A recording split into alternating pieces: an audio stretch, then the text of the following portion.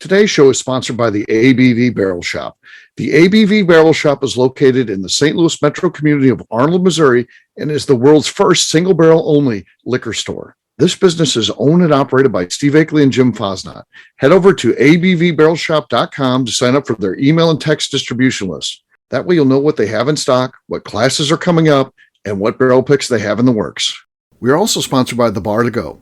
The Bar to Go offers a fully customizable carrying case that allows you to take your favorite distilled spirits or cocktail ingredients with you. Whether you're looking for yourself, a customized gift, or logo items for your business or event, The Bar to Go can help. Check them out at thebar2go.com. Use the number 2 when you type out The Bar to Go. Did you know Neely Family Distillery now ships its popular distilled spirits directly to you? To order, simply call 859-394-3258. Tell them the ABV Network sent you. And now, on to the show. Let's drink!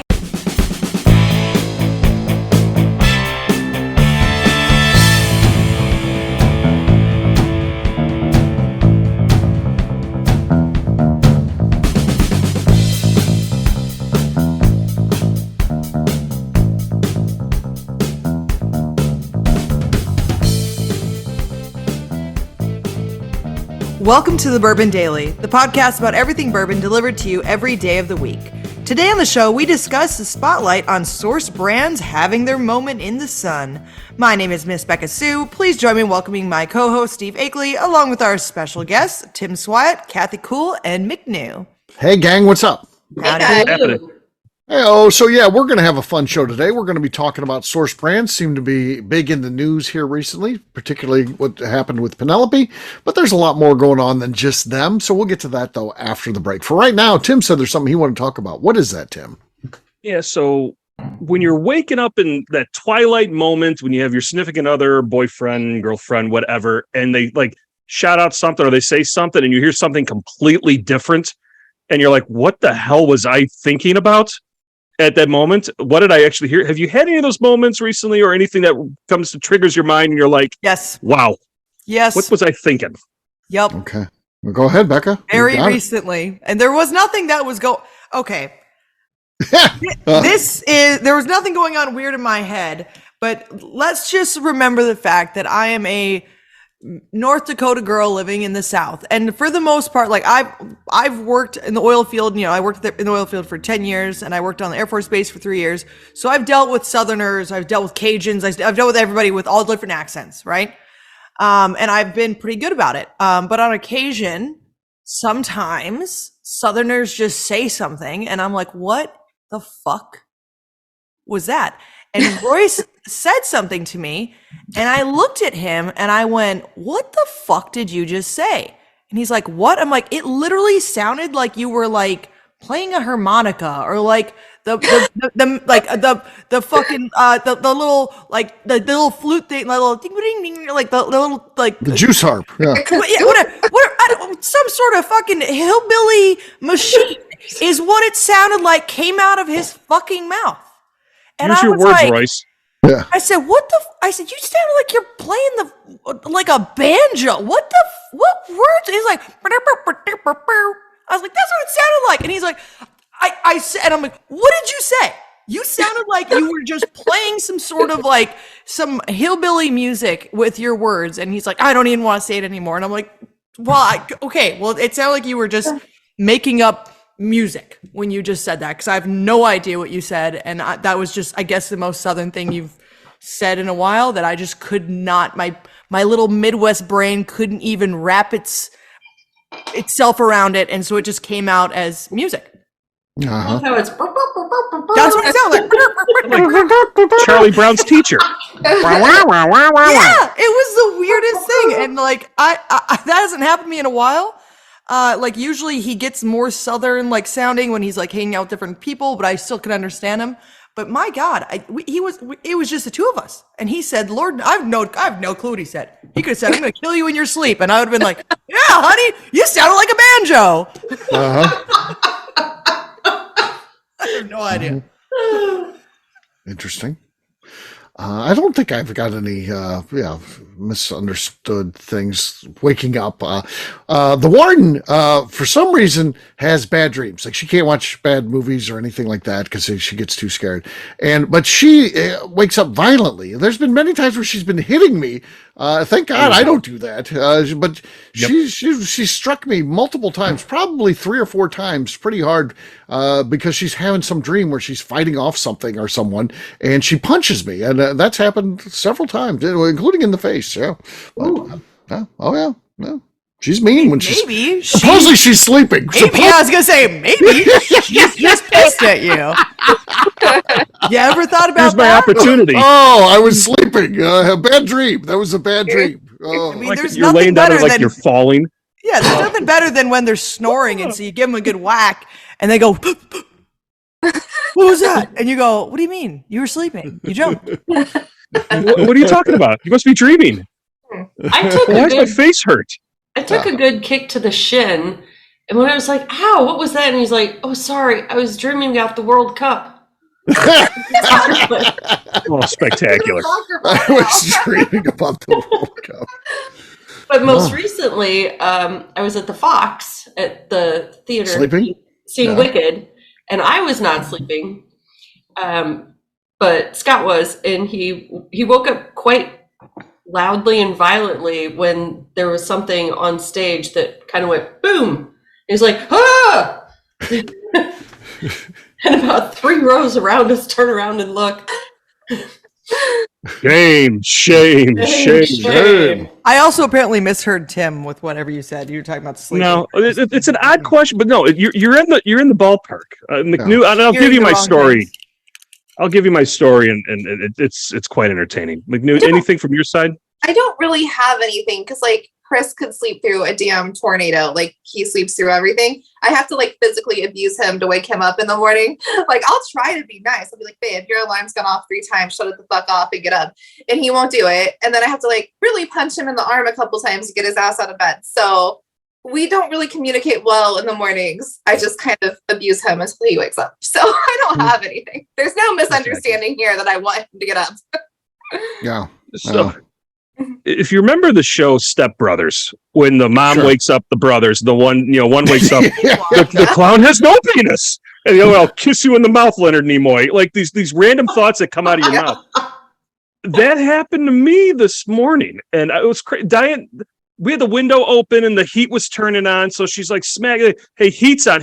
I'm like, "Pizza? What the fuck you want pizza for?" And I went to pizza. And there was another time recently where this is probably going back a little bit more and I think about it, where I'm like, "Put the cookies in the fucking oven. Just put them in the." I'm like having this conversation with her, waking up, and I'm an early riser. She's like, "I don't know what you were thinking or what you were dreaming, but you're telling me to put the cookies in the oven and we're in nowhere near the oven. I don't know what the hell is going through your head." But this morning really freaked her out. She's like, "I said heat's on, you idiot, not pizza." Heat's on sounds like pizza. Yeah. Exactly. I can hear it. If it's mumbly, yeah, I get it. Yeah. Like heat's on. So I have to go to my little app and turn it off. And I get it. I appreciate that she thinks about that because this is the whole battle of the thermostat's a whole nother small talk discussion. Oh yeah. Of what the appropriate operating temperature is, but that's me. Also, guys can really kind of fuck off with that. Like, let me just say that real quick because you guys are like, "Oh, it's too hot. It's too hot." Okay, so we cool it down a whole bunch. It's fucking freezing in the house. And so then guess what? We're like, "Hey, honey, I'm very cold." And we come up with our little icicle fingers. We're like, "Warm me up with my little fingers." And they're like, "Get away from me. You're freezing." And you're like, "You asked for this. You asked for the house to be 68 degrees, 67, 66. And so in turn, you get icicle fingers. And that's what's going to happen. And little icicle toes. And I'm going to go slide them underneath your butt or behind your back. Or I'm going to hold them on you. Those And cold clams away from me. Thank you. Becca, I'm going to say that you're the man in the relationship here because I think Royce is a little high maintenance after this conversation. He's high maintenance. Royce is He's high maintenance. Opposite. There's no of doubt my about that. house. No doubt about that. I will go as far as like shutting the vent in our bedroom because I don't want it to be hot in there. I want it to be cold. Yeah. And then now I will open the damn windows because I'm like, I don't want a hot bedroom. He's like, I am so cold. It's so cold. And I'm like, get another goddamn blanket and do not turn this heat back on. It is May. Because like it was really cold this morning. And I was like, do not turn Chris the heat. is cold. Do not. Yeah. Because like, I mean, he works in a foundry that's like 100,000 degrees every day. So he comes home and he thinks that'll I'm mess with you. I guess So that's that'll got him mess off. with you. I guess Yeah. that's got him off. So He I does- kind of get it, but I'm like, do not turn this fucking Chris heat gets on. a I pass. want to wake up cold. I don't want to wake up hot. So I just let him freeze. Got to get another blanket. You're gonna be fine. Yeah. It's okay that it's cold, but then don't fucking complain that I put my little icicle fingers on you. Yeah. He doesn't. There you go. turns I'm the all right. heat on I'm all right. I want it cold when I'm sleeping though. Like I'm with McNew. It needs to be like cold bedrooms. Way to go. freezing cold Yes. during the nighttime, and then in the Yes. middle of the day, I want it to be like just a little bit like easier. Where like I don't know, because I'm not like bundled up. But you know what? We'll keep it fucking cold, and I'll keep on assaulting you with my ice fingers. There you go. On that note, it is time to drink. What is everyone drinking? Let's start with Miss Beka Sue. Becca, what do you got? I have got a bottle of Whiskey War. They're barrel proof. This is from High Bank Distillery up in Ohio. They've won a lot of double golds for all their blended stuff. It is a sourced brand, Okay. but they've done some really great blends, and you can see that with all the stuff that they've won. I don't know who brought this to the distillery. This was on the desk. No, Hopefully it's this fair is not game then, for- I guess. Hopefully this wasn't for someone else. I asked all but one of the guys, and they were like, "We have no idea how that ended up there." So I'm gonna open it and drink it. It is high proof. It is barrel strength. It's 119.90. Oh, Oh, wow. Get your twist offs, gang. It's not much is going to be happening there. Like she knows what she's doing. Yeah, my dogs are barking. That was so loud. that was so loud. They thought Yeah. there was a gunshot going off. Ah, I've got Cream of Kentucky, a sourced brand from our friend Jim Rutledge. Kind of cool. He's got that, right? It's kind of a little side gig he's got. He's got other things going on, consulting and all this stuff. He still does Cream of Kentucky when he feels like it. So, well. That was decent. That was decent in the discussion. If Becca hadn't fired a cannon on the show, so Becca clearly has the lead. I'm not a factor here. Go ahead, McNew. You're next. I don't think this is going to do much, and I already didn't, so it's fine. I have the Alias beat. No, nothing going on there. Tim, you're That next. was like a Swyatt cork pop if I've I ever. know. That was Silence. embarrassing. It was embarrassing. Swat it on the scent. Swat it on the scent. I've got a bottle of our friend Jason Bronner's Buzzard's Roost toasted barrel. That's a good one. See how this one goes. Okay. I Basic. heard the slosh. Slosh. Yeah, a lot of slosh. We A lot heard of the base. slosh. We heard the slosh. Yeah. All right. Kathy, you're next. Okay, I'm gonna pull out my hidden barn. This one is small batch, batch Okay. 2. Batch 2. Okay. Also very good, but not good enough. Not good enough. Becca wins that easily. So cheers, gang. Hell yeah. Cheers. All right. We're going to take a quick break. And then when we come back, we're going to be talking about source bourbon. Are they having their moment? We'll do that in just a few.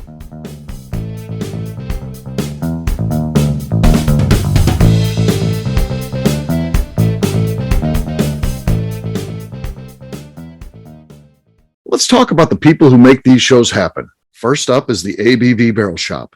It is the most unique shopping experience in the world of bourbon, as the ABV Barrel Shop only sells single barrels. Owners Steve Akeley and Jim Fosnot select. With over 100 distilleries on board to sell us barrels, we are home to the most unique and diverse barrel pick selections in the bourbon world. By signing up for our email, you will always know what we have in stock. In addition to the single barrels, we'll have a gift shop featuring ABV Barrel Shop as well as ABV Network merchandise. We are partnering with vendors like Art Eatables and Old Man Bay Signs to bring you unique items you can't find anywhere else.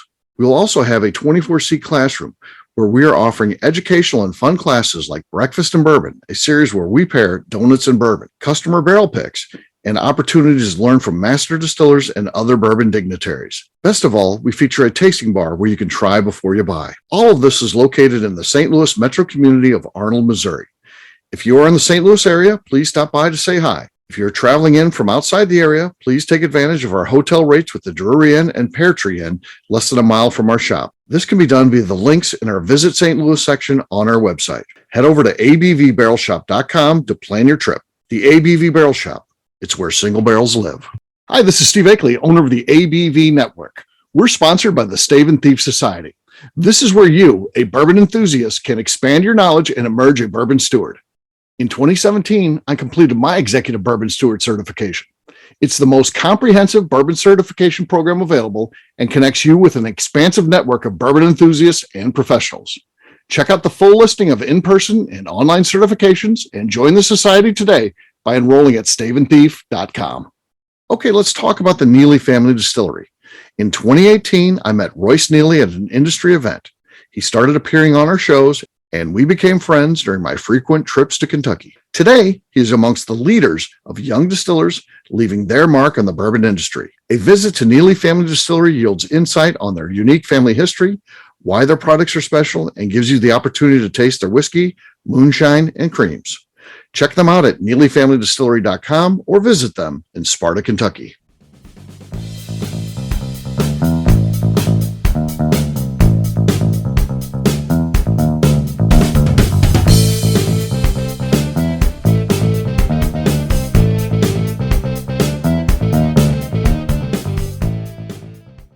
My name is Heidi Topol Eller Fosnot, and you're listening to the Bourbon Daily. Welcome back to the Bourbon Daily. Today we're talking about sourced brands having their moment.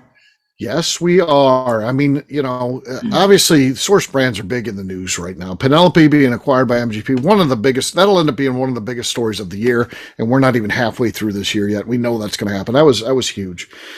Hidden Barn, you go back to last July, for at least a month, there was all bourbon news was just Hidden Barn.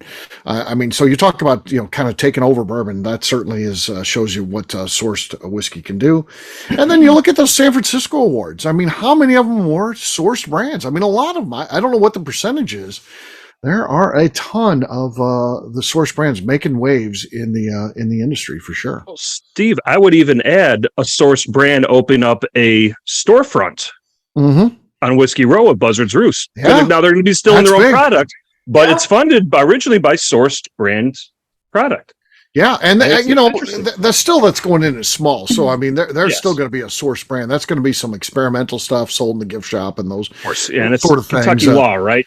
You can't have a tasting room without a production facility there. Yeah. A So little bit of a law to work around. they may do, I know they're going to fill barrels and store them offsite at Bardstown Bourbon Company. They may do a release from time to time that stuff they made down the road. But yeah, they're still going to be a source brand, and they're certainly creating buzz. That Buzzard's Roost is starting to line up. Things are coming together. They're adding more and more states. Now they got this great tasting room. I think at some point we're going to see them, be on the radar at least for getting bought out. That's exciting for our friend. That would be so awesome. Can you imagine Bronner with money? Jesus. You just better not forget all the people who Banksy sent on to help him out with this brand. Let me tell you. So we see Buzzard's Roost cashes out for $110 million in the paper. What would we start the clock, right? But Bronner's got 60 days to live or something. I mean, he's gonna. Hey guys, I'm gonna go buy a new truck. We're gonna go jumping off of this. I'm gonna buy. Yeah. Who knows? Lord. I know it's amazing to think about what could happen, but that brand is doing great. He drives a lot of that. His personality is great. He's well respected within bourbon circles, and I mean, whatever happens for him, I'm excited. And he's done amazing stuff with that already. And we could be reading about that one day. And it's just, Can you imagine? oh my gosh. I know. Couldn't have no better guy. But wow. I know. I can't. I'm moving imagine. to Kentucky next to Jason's house if that happens. Because it's going to be a show. Oh yeah, it's going to. It'll be amazing. Yeah, well, I can't wait. But yeah, what else do you guys think about source brands? They're doing a lot of the creativity and stuff too. They drive the industry, which is kind of cool. It's not just. Let's be clear here. Yeah. Sourced brands are okay. Mm-hmm. To me, anyways, it's a personal opinion. Yeah. As long as they are doing something else to their. But the good to ones their are doing whiskey. that. That's the ones we're and all the good talking ones about. are like Yes. High Bank. They are blending great stuff together. This is delicious. Right. I have absolutely no quarrels but with Becca, that. That is so you good. can say the same thing with But- people who are making their own whiskey. You can be like, it's not like as long as it's okay, good. Yeah. Right, exactly. There's But- plenty. but- There's plenty that are making whiskey that are absolutely terrible. Absolutely. so but yeah, it's- but they got to I- be doing things right. I agree. I'm with not Becca's point. okay with someone just buy like it just feels wrong for someone to just buy some barrels and just directly put it into a bottle and put their own label on it. I mean, I get it, and that's what a lot of people do. But it just it makes me sad. It personally makes me sad when I see that, and they're not doing anything. Like I appreciate it when they're trying to finish the bourbon into something else, and they're doing batches and they're doing the different things with them, because then they're actually doing something, and they are building Blending a brand at that or point. finishing barrels Yeah. or whatever it is. I appreciate that, and blending too. Like blending's huge. that's massive. And so if they're, then I do appreciate it, and I get sad when it's like, they didn't even try. Yeah. You bring up a great point. Go back to the roll rectifiers, just putting whatever they want in there and putting it on the label. I'm trying to think. We always talk about what's going to if the bourbon boom or the American whiskey industry is going to take a turn. It's when shit like that goes down and people start getting educated on what the products are in the bottle and reading labels. I love walking in the liquor stores and seeing people actually read a label on various different products, because they're trying to figure out what they're purchasing, what the value is. And to your point, if there's continued investment or a rush to open up brands just to get a payday because of a wave, gotta feel bad for those investors. They caveat emptor, you don't do your own due diligence, you know what you're doing, so be it. That's fine. That's shame on you. But the consumer is going to get hurt at the end of this whole thing. Because you're right. I mean, I'm looking at. I always look at the back of that label, looking for the kind of like the company motto or something like that on the back of Buzzard's Roost. Innovation within the bounds of tradition. Yeah, that about says it. That can be applied for everybody in this place. Yeah, because blended Scotch is one thing. We finally have come around that blending is okay, because blending has been trending since 2019, 2020, right, Steve? Right, exactly. I created that wave that is blended whiskey now. Yes. Yep. Yes. So even just beyond blending and stuff, just the honesty of it. I feel like when I got into bourbon, like, I don't know, 6 or 7 years ago, people never said that they sourced it. It was just like, this is our brand, this is our backstory. And it was all bullshit. Now people can say, yes, we are sourcing this. It came from here. And they're proud to source it because they know they're putting good bourbon in that bottle. Just be honest. Like, that's like my whole thing. Like, if you're sourcing, you're sourcing. That's fine. I have no qualms with that. Just say you are. That's Don't lie about it. I think brands are more open about that now than they were like even 5 years ago. So I like that for source brands, that they're honest about where it's coming from. Yeah. I think that's always a good thing for sure. Having a resource to know that, like, so how many distilleries are in Missouri? 62. I might like 5 of them. So the other 55 or whatever, I don't drink their stuff. Hopefully they don't, it's not good for whiskey to have bad whiskey out there. I agree. Whether it's made by someone or if it's sourced and not good whiskey. Let's just hope that educated consumers can weed that stuff out. Yes. I think that's what backfired on the designation of Missouri whiskey. There's no standard for quality or the fact that that's good whiskey. It's just you have to meet the standards in terms of what grains you use, where it's made, where it's aged, that sort of thing. And I think that unfortunately there's a lot of bad whiskey with that Missouri whiskey label on there. And that ends up being bad for the guys who are doing a good job. There's men and women in Missouri that are making good whiskey, and it ends up getting kind of a black eye because I taste something that's bad. I think, I don't think I like Missouri whiskey. I'm all one that says Missouri whiskey. I think that ends up being a negative, and that's unfortunate. So I would rather see them not embrace everybody, not be so kumbaya in Missouri, where everyone's equal and everyone's great and everyone's good and everyone's helping one another. No, you're not. All ships rise with the tide. I think that doesn't necessarily always play in when quality is an issue. So think about the last time when a brand or a distillery got in trouble for their labeling and things like that. The only one I can really think of that is a little distillery out in Templeton, Iowa, that got hit pretty hard. And this is going on almost 10 years ago. Yeah. Yeah. Has there been anybody else that's really been tagged on that with all the whiskey? I'm sure there has been. It's just nothing really comes to mind of somebody getting in trouble with mislabeling where this whiskey comes from, and the story actually getting called out on it. And I remember that one was a big deal, and it comes from the largest distilling producer out there, pretty much, that sources all these brands for startups. Yeah. Yeah. As long as you bring a good point. I think that changed things in whiskey because you got to see the power of social media. Once some person finds it out, you're lying about it, and you're thinking, I'm just going to lie about this. And who's going to know? Well, as soon as someone knows, they've got scoop that they can share, and they can be a big deal. And you can see where everybody piles on, and then everyone gets angry. Probably plenty of people were piling on that never even tried that product and, really didn't care about it to begin with, and just, put them on blast. And I think that changes things. I think people have to be transparent these days if they don't want to get called out and really damage their brand. And I mean, I think Templeton does a decent job, but I do think that they're still feeling the repercussions of that some 10 years later. Yeah. No, 100%. It's at least 10 years. Yeah. And I'm still shocked at when I do these virtual and private event tastings, when I actually take somebody through where this product came from. They're like, what's a non-distilling producer? I've never heard that term before. Still, it's amazing to me how many whiskey consumers that are out there trying to get, these are folks that are either new to bourbon even still, or trying to get into other brands and trying to get into other things. And us not being brand specific anymore versus brand loyal, like how our parents and grandparents were brand loyal. We're not brand loyal. We're brand loyal to a point, but we're willing to try anything. Right. As long as it's good product. That is a game changer that I think it allows the creativity of these source brands, to Beka's point and to McNew's point, to do something different and be honest about it. Yeah, for sure.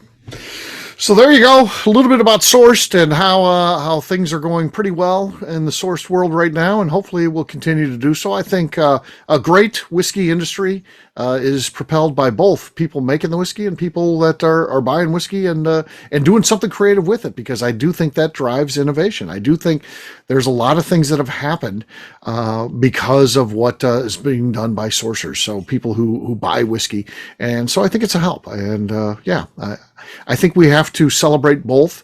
I would like to see more awards where it's broken out and separate. I don't feel like it's fair for MGP to be competing against the world in the San Francisco. I feel like source should be separated out, and there should be different whiskeys, and maybe there's some overlap. Hey, this is the one where everybody's in. This is the award where everyone's in. But I do think it should be separated out. I feel that way in my heart. Yeah. They do have a category at San Francisco, which is I think it's like craft or non-sourced products, but I'm not sure how many people enter into that one. Right. And you've never heard who's won that. It's not like they're not like they're not talking about it on like a wide scale of like, look who made their own stuff. That's not the one that disappears from the shelves because everyone's got to have it. That's fallen below there. No. Well, here's the thing: is I'm in this whiskey group thing, whatever, on Facebook, and like, those motherfuckers love MGP, and they'll know their MGP, and they're like, oh,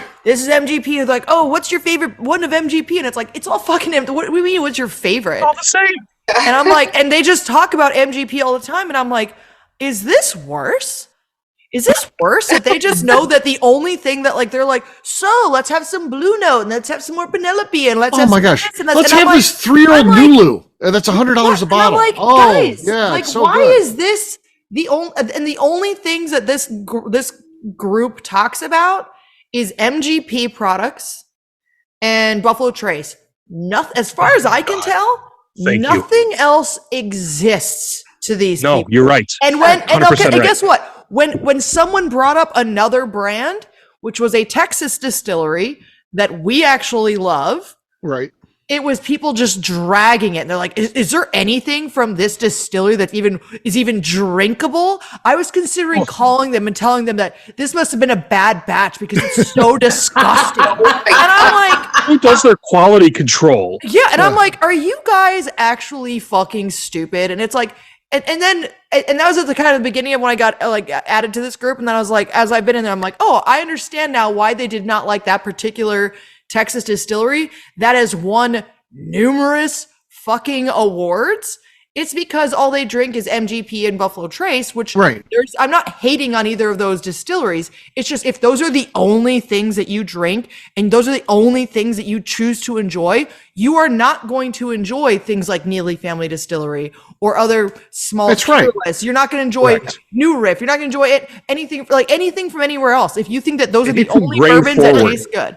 That's like the nutty people who only vacation at Disney, and then they think everything. If they try to go anywhere else, it's like it's not Disney. They're like, this sucks. Oh, this sucks. There's not even one Mickey Mouse. This isn't even this is the worst. Like they'd go to like a Six Flags, and so Six Flags is horrible because fucking Mickey Mouse isn't walking around hugging your children. It's like, well, it's fucking Six Flags. It's not You're not in Florida. You're not in rabbit, California. not a mouse. Yeah, and you're like, it's a completely different thing, and they're like, no, it is still. It's an amusement park. It should be exactly the same. It's like, no, it's fucking not. It's not the same. It's a small world after all, right? I hate them. Are we doing voices? We are. Working on Kyle Neely's voice. Hi. I think I'm a lot better at Kyle Neely. No, your old Kyle Neely was the best one. Oh, you like the old one? I like the old one. I was working on that. Neely. Yeah. But anyways, that is my only distaste for the source stuff. I know MGP does whatever you ask them to do. Do they sweet mash? Not to my knowledge. I don't. Would they do it? Maybe. I don't know. But if you're having if you paid them enough money, they probably would. Yeah, but I don't. They figure it out.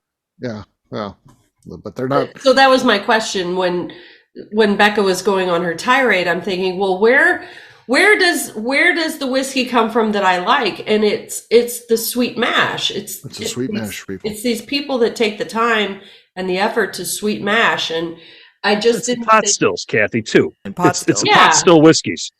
Yeah. Yes. Completely different amusement park. It's a completely different amusement park. So not Disney. Different. It's just so not Disney.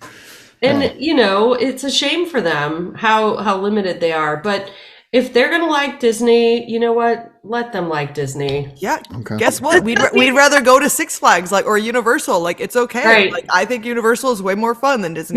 Maybe that explains why the lines are shorter at Six Flags and Universal than they are at fucking Disney. There you and go. It's also that people are just brand whores where they're like, I like MGP and I like Buffalo Trace. It's the same people that are like, I only have a Rolex and I only drive this brand of cars. Like, I only wear Tommy Bahama. Those people. Those people so frustrating. Those people are the worst. So frustrating.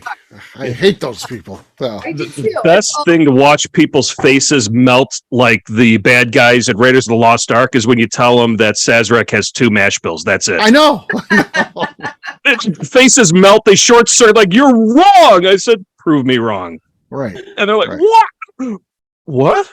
Or when you tell someone that 2 bottles are from the exact same distillery, like you're like, that is actually the exact same thing that is in this one. Yeah. Yes. Can't wrap their heads around it. Cannot. No, they short circuit. It's awesome. They have no idea. All right. On that note, we're going to wrap this one up as we always do by talking about where people can find us. We're going to start with Kathy. Kathy, where can people find you? You can find me on Instagram at KKCastStrength. Tim. You can find me educating a lot of people on private events and catch me on Instagram at SwyGuy2112. McNew. I'm on Instagram at McNew ABV. Miss Beka Sue. You can find me on Twitter and on Instagram at Miss Beka Sue, 1K, no C's. For me, I'm an easy guy to find. I'm at Steve Akeley on Twitter, Instagram, or Facebook. I've got a website, steveakeley.com. We've also got a company website, that thing's abvnetwork.com. Check it out. Everything that we do is out there. Previous shows, blogs, so much more. abvnetwork.com. Come by and see us, ABV Barrel Shop. Check out what the new picks that we have in by signing up for our email and text distribution at abvbarrelshop.com. Miss Beka Sue, anything else to say before we get out of here? I'd just like to remind the audience to please give us a 5-star review that includes comments. It helps new people find the show, which is very important to us. If you like what we're doing, we ask you please visit our Patreon page at patreon.com/the ABV Network. Great job today, gang. For audience, we're going to have a brand new show for you tomorrow. Looking forward to that. Until then, take care, everybody. See ya. Bye. See ya. Bye. Peace.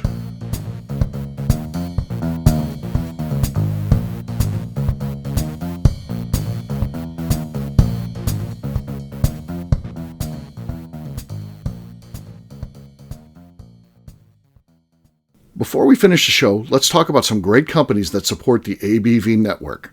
First up is Moonshine Still Pro. Moonshine Still Pro has a full line of products to help the home distiller. Whether you want to experiment on the stove in your kitchen or you're looking for a bigger setup in your backyard, owner Russell Creed and his team can help. They have multiple still offerings, accessories, and even grain from their partners at Goldstone Mill to assist you in making whiskey on par with your favorite distillery. They can also help you with some fabricated parts you probably can't make yourself if you are attempting a DIY still project. Learn more or order your still or parts at moonshinestillpro.com.